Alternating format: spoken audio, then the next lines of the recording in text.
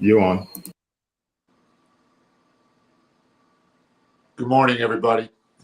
Welcome to Morning Motivations. This is our second broadcast, and we want to just reach out to you and try to motivate you on a weekly basis, keep you thinking about the right things. Last week, we talked about the dangers of distractions, the cost of distractions, and we had a really good back and forth afterwards, which was really great, and we want to encourage that this week. This week, we're going to talk about prioritization. Priorities and the proper priorities lead to productivity. So this week we want to help you by opening this forum up, not only for conversation, but for Q&A, questions and answers, going back and forth.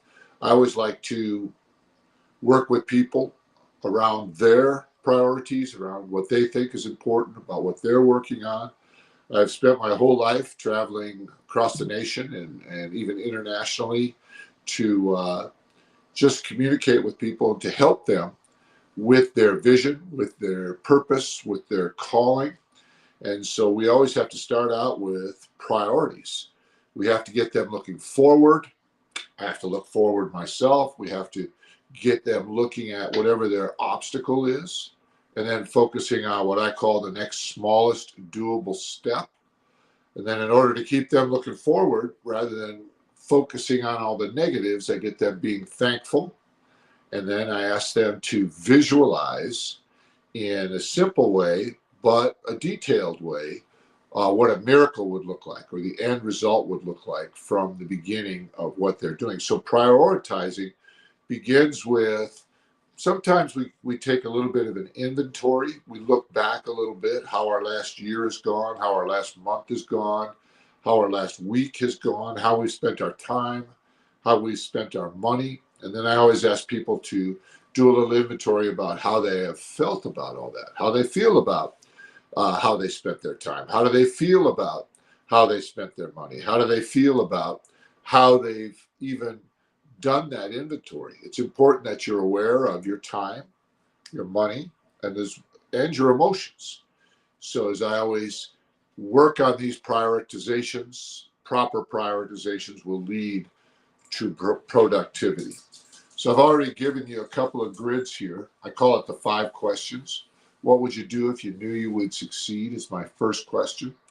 And I say that to myself, but it's also a good way to formulate a conversation with your friends and with what you're going through. Last night I had the opportunity to go to a dinner for Yale Football. I played Yale football at Yale back in the 70s and early 80s. Actually, 1980 was my last season.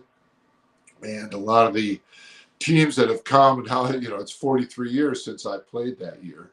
But a lot of the younger guys were there, and we were honoring a couple of key teammates that are basically gone to heaven now. They've passed away, but we honored them at this dinner, and we were spending time together.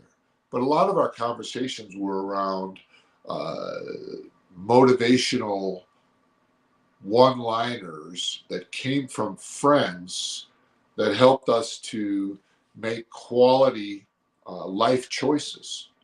One of the guys there was Eric Johnson, and he's married to Jessica Simpson.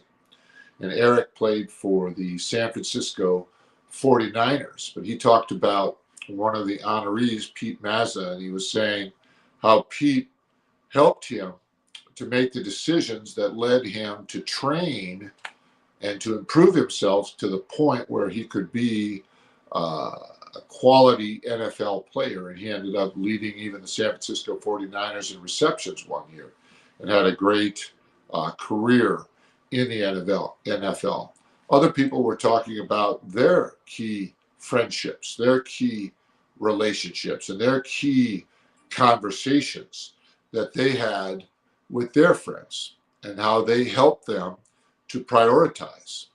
You never know, and this is probably the main point of what I want to talk to you about this morning. You never know how important that one conversation is going to be, that one encouragement coming your way or coming from you to somebody. So when I talk about priorities, I think about the relationships that I have in my life. I think about my wife. I think about my daughter, my grandson now. I'm babysitting right now from my granddaughter's house, which is where I am right now. But I think about what I can do on a daily basis to prioritize those relationships, to prioritize pouring encouragement into my most productive people in my life. And again, it goes towards productive in the area of time, productive in the area of money, of course, and then productive in the area of happiness or how I feel. And so you got to think about that because you want to remove as much as possible any toxicity, negativity, or dissonance. That doesn't mean that you don't face your problems. It doesn't mean that you ignore your problems, but you don't major on them. You recognize them. That's where the second question comes in. The first question, what would you do if you knew you would succeed? What are my obstacles is the second question. So I look at those problems, but I don't obsess on them. And I'm aware of how I feel about them, because if I feel overly negative about them, if they're extremely painful, those obstacles, then I will shut down. Then I will not want to think about them. Then I will procrastinate. And you don't want to do that. You want to manage those emotions right at the snap, right at the beginning of it, so that you can think about it and then go to your next question, which is, what's my next smallest doable step? Or how do I get over that obstacle? Sometimes you go around that obstacle. Sometimes you have to go through the obstacle by facing it, confronting someone about a decision they have made or a neglect they have caused towards you or whatever. But you have to at least approach it and then get back to what are you thankful for? So how do you get thankful? For me, I think about the key people in my life. I think about God. I'm thankful for God. God loves me. I think about my wife. Thankful for my wife. My wife loves me. I think about my daughter, she loves me, my grandson, etc. And then I get into that place. I think about my experiences to a certain extent. Well, I learned this then, and I know this now. And then I think about those key business contacts. When I was at dinner last night, a graduating senior hasn't landed a job yet. It's time for him to land a job, but I was able to put him in touch with a friend of mine, and it might lead to a job. Prioritizing, prioritizing these types of encouraging conversations, these types of things produces. People see that you're generous and they want to be generous towards you. People see that you prioritize relationships, you prioritize people, and it comes back to just powerful things. People don't want to know, that you're a brilliant guy. They want to know that you care about what they're going through. And if they do, then they're going to be more likely to speak well of you. They're going to be more likely to want to open doors for you, and on and on. Because if you're doing that, seed time and harvest, it just will turn right around for you. So I wanted to give you those 5 questions. What would you do if you knew you would succeed? What's your obstacle? What's your next smallest doable step? What are you thankful for? And what does a miracle look like? And if you'll start to write out the answers to those 5 questions, you'll start to get your priorities set. One of the things you'll notice about those 5 questions when you start doing it, they don't really look backwards. They don't look into your past. They don't dwell on past mistakes or even past victories. They put you right in the now, and they move you forward. And they move you forward incrementally. So that's where your prioritization is very important.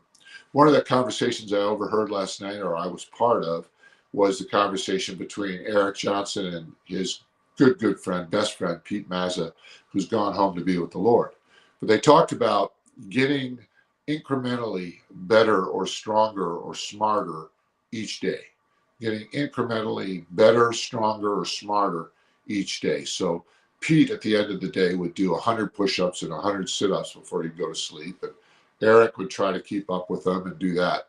But then Pete started to mimic Eric's study habits, going to the library, reading in the room, writing, all the extra things that Eric would do to stay sharp, going back over notes from class. And so the idea of getting incrementally, just a little bit smarter, a little bit stronger each and every day, paying attention to the details. Now, next time that when we meet, next time when we talk, it'll be very soon. And hopefully you'll comment to me, you'll ask some questions to me, and you'll let me know when you're available so that I can prioritize you, so that we can begin to work on what's going on with you. Sometimes I'll want to come on Morning Motivations and we'll have a dialogue with one of our viewers, and we'll just go back and forth on what you're working on. We'll work the 5 questions. We'll go back and forth, and we'll come up with solutions. It's very powerful. You know, this is really transforming our work in Cuba. We use this process in Cuba with our pastors there. We built a farm using these 5 questions. We built the churches. Now we've got 5 churches going there in Cuba. We've built the congregations. We've built the leadership teams. And it's all about prioritizing with an eye towards growth, with an eye towards efficiency, with an eye towards productivity. And so what that leads then to is promotion. So prioritizing this type of a thought process, prioritizing encouraging other people, encouraging yourself, forgiving other people, forgiving yourself, it's a very powerful thing. So if you'll do that on a regular basis, we're excited to have Morning Motivations going now. We're excited to have you as part of it. We want to hear your comments and your questions. We want to hear what topics you might like to talk about. A lot of people want to talk about what's going on in the news. They want to talk about China. They want to talk about Russia. They want to talk about whatever it is they think is the most important pressing issue.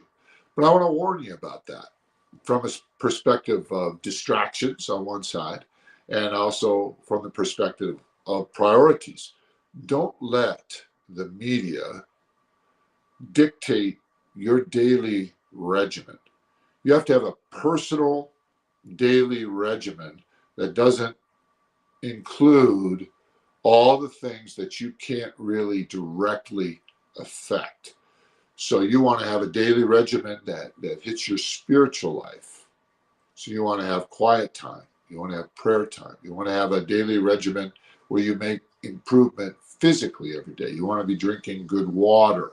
You want to be getting out walking or doing some exercise. You want to get the right amount of sleep. Mentally, you want to be reading and learning. Emotionally, you want to be reaching out to people that make you laugh, that you make laugh. You want to stay close to people that appreciate you. I always say go where you're celebrated, not where you're tolerated. You want to develop social influence. Like I was out with that football squad last night, but I also on Monday night was gathering Christian leaders from across the nation to discuss business ideas. And so I do this on a regular basis on purpose. Last week on Tuesday night, I was having a bunch of people together talking about what they're working on in their ministries. Yesterday in the morning, I was talking with one of my chief disciples, Janann, and we were working on her company. So I prioritize those relationships on a regular basis, and I make note of it because I learn through all of that. So I want to thank you again for joining us on Morning Motivations with Dan Stratton. This is a new concept for us. We're excited to have you as part of it. We hope to hear from you, comments, questions, thoughts, all the good stuff that's going on out there. And we want to just encourage you to join us every week. We will lock into a time, but we're also trying to stay a little bit flexible.